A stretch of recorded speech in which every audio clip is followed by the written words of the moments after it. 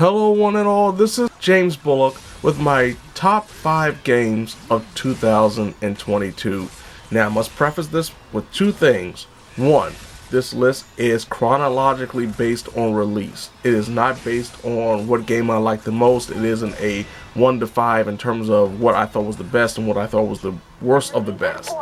Also, it must be noted that this is my personal opinion. This is not a definitive be-all, end-all list that says that this is the top 5 games of 2022, because personally I haven't played everything that came out in 2022. I can't give you that type of list. All I can give you is my opinion and my thoughts and my top 5 of the games that I played this year and I enjoyed the most. First up is Sifu, and even though I said that this list isn't from best to worst or worst of the best, this was, until the last game on this list, my favorite game of 2022. It held a spot that lasted almost the entire year. And one of the main reasons for that is the fact that Sifu is a 3D third-person beat-em-up, where you take a character, either a man or a woman, depending on who you pick, and try to avenge the death of your Sifu, with a combat style and gameplay mechanics that is rooted on not only memorization of the enemy attack patterns, but also understanding the level layout because of how tough and numerous some of these enemies can be. It was one of the most challenging games of 2022. That was until they released the update that allowed for an easy mode for players who didn't have the tenacity or the determination to try to overcome a lot of what is the root base of Sifu's gameplay. And one of the main systems is the fact that if you die, you get older. And once you reach age 80, it's over. It's game over. You have to start all over again. Now here's the thing about aging in Sifu is the fact that as you get older, you get more powerful. But as you get older, you also get weaker in terms of how much damage you can take. So it was a catch-22. You could respawn and get older, or you can maybe just go back and start the level over again as a younger self and try to learn from your mistakes so you can try to be the best player possible at the youngest age. So when you get into the later missions, you have a lot more lives to spare instead of trying to be a glass cannon as you progress through, say, stage 2 at age 45. As I said, Sifu was one of the most challenging experiences I had in 2022. I thoroughly enjoyed not only the gameplay, but also the aesthetics, the art style, the sound, the visuals. It was one of the most surprising games that I've played in 2022, not just because of how fun it is and how rewarding it was to overcome such tough adversaries, but also just getting to see what the developers had in mind when it came to differentiating the levels and the design choices that really left an indelible mark on me and has me really wanting a Sifu 2 or something from Sloclap, the developers behind the game, so I can just get more of this type of a video game. Next up is easily the biggest surprise of 2022 for me. Another game that has some challenge to it, though it does have some definite difficulty spikes, and that is Stranger of Paradise Final Fantasy Origin. This game was made by Koei Tecmo's Team Ninja, and really, as you would expect from a Team Ninja game, has a difficulty system that definitely challenges the player. But unlike Sifu, where you have a single player game, this is actually a multiplayer experience if you choose to take advantage of the multiplayer aspect. But if you don't, you still have a team dynamic where you take control of Jack and the search for chaos, which became a running meme in 2022 until the game came out and people actually enjoyed what was, for me, when I played the demo, a solid but unspectacular experience. On the opposite end of the spectrum, the full game itself delivered on not only the gameplay, which sees you being able to fight these rather difficult enemies in an action-oriented RPG environment based off of the original Final Fantasy.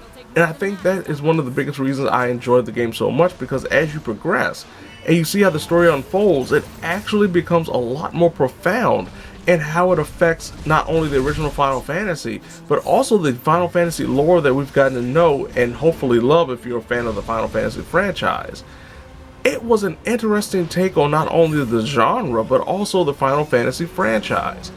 Add that to the fact that you have this really fun gameplay system that allows for you to mix and match physical attacks with a loot and gear system that's complemented by a magic system that is based on a weapon wheel selection choice, and some impressive boss fights, except for the final boss, which I really hated because they actually take away your team. You're able to play with the team the entire game until the final boss for the first time. You can actually repeat any mission in the game, but in this case, when you fight the boss for the first time, you unfortunately have to play against the boss by yourself, which of course could be a very excruciating and mind-numbing boss fight depending on how well you're set up. But beyond all of that, Stranger of Paradise Final Fantasy Origin, one of the biggest surprises of 2022 for me, and I thoroughly enjoyed playing it. I thoroughly enjoyed the challenge. I actually enjoyed going back and redoing missions to see how my gear loadout and the job system that the game was rooted in would be able to help complement my advantages or disadvantages against certain enemies in certain environments. Next up is another big surprise that I had in terms of not only enjoying it, but how much time I put into it. As I saw my PlayStation wrap up, my most played online game of the year was Evil Dead the game. The 4v1 asymmetrical online multiplayer experience based off of the Evil Dead franchise provided me with some of the most enjoyable moments I had this year, specifically because similar to Dead by Daylight and not Friday the 13th or even the most recent Dragon Ball The Breakers, which is also another asymmetrical horror experience, even though it's a Dragon Ball game and one of my also favorite games of the year, though it didn't make the list, is the fact that Evil Dead the game allows for the player to play as one of the demons instead of just playing as the survivors. So at the game's launch, there were 3 different types of demons, including Evil Ash, but my favorite was Henrietta, the Warlord class. It provided me some of the most harrowing online experiences I had all year. The only big drawback about the game is that the player base fell off pretty quickly, mostly because of the lack of updates until later on. I believe it was like July or August when we finally got the first major update, but by then a lot of the player base had fallen off. So it was unfortunate because it was getting harder to get games started, especially if you're specializing in playing as a demon instead of one of the survivors. But before all of that, I was having a blast with Evil Dead the game, and hopefully I'll go back to it and see that maybe the community is in a lot better shape than it was the last time I tried to play it. Next up is Stray. Now, Stray isn't the most revolutionary game, it isn't the most surprising game, it isn't the most, dare I say, mechanically inclined game, because there are some flaws to it, especially when it comes to the platforming, which is what a majority of the game is. But there is an emotional heart and depth to Stray, as crazy as this may sound, as you're playing as a simple cat in a post-apocalyptic world where robots have taken on the sentient ideas and lives and society of human beings. But one of the main reasons why Stray stuck out, and most importantly is highly regarded as one of the best games of 2022, is the relationship between whatever you named your cat and B12, the hovering talking robot, and not only accompanies the cat but also discovers a piece of his lost memories. And as you progress, especially if you are a trophy hunter or a collectible hunter and you're able to find all the pieces to B12's memories, the final chapter just feels that much more riveting and that much more enlightening, because now you have the full picture of what B12 had to go through to get to the point that it was at, and essentially where society was at before everything fell apart. As I said, Stray doesn't really revolutionize anything besides the fact it does a very good job of portraying a digital cat and giving players the ability to play as a digital cat. But the story and the essence and the heart of Stray is really one of a kind. And I was surprised. This is one of the few games that I will admit got me emotional by the final chapter, though I wish it would have lasted a little bit longer. It felt a little rushed with that final chapter, but it still packed a wallop, and I am so happy that I was able to take a chance and play it because I heard so many good reviews about it, and then it just kind of faded into the ether. Nobody really talked about it anymore after that first month or so after the release, until the Game Awards. And thankfully, hopefully, more people do play it because it is an emotional journey that is well worth your time. And last but not least, speaking of emotional journeys, God of War Ragnarok. God of War 2018 was one of my favorite games of that year. Actually, it was my favorite game of that year.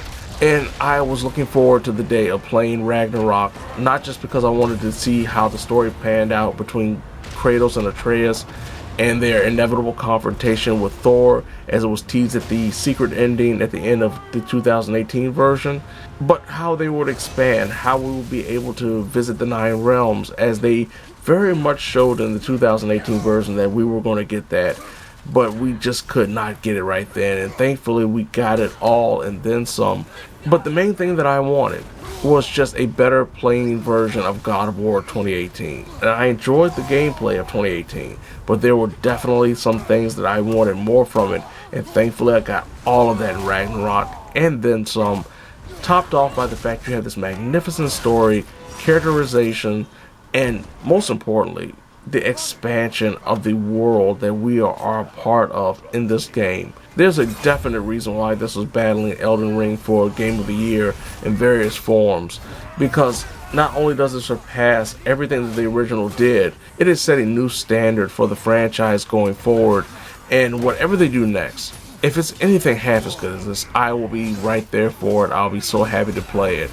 But if it's not, if this is the end of Kratos' journey as we know it, what a ride it's been. Like, this was a magnificent experience from top to bottom. And one of the things I must note, I will say this before I close out on praising God of War Ragnarok, this is one of the few games that I will say that after finishing it, after finishing the main story, and doing the extra stuff after the main story, and pretty much trying to 100% complete this game, it's one of the few games I've ever felt where doing everything made the experience that much more rewarding. Not because of what I got, not because of the challenge per se, but it just felt like a more complete package than I already thought it was when it was all said and done. Just masterful. I cannot give God of War Ragnarok enough praise, and it is definitely not only worthy of a spot on the top 5 games of 2022, but for me personally, it is my favorite game of 2022. I hope you all have a wonderful 2023. We're looking forward to not only a great year of gaming, but also a great year in life in general. I wish nothing but the best for you, and thank you for all of the support, all of the watches, all of the views, all of the comments, and here's to a great 2023.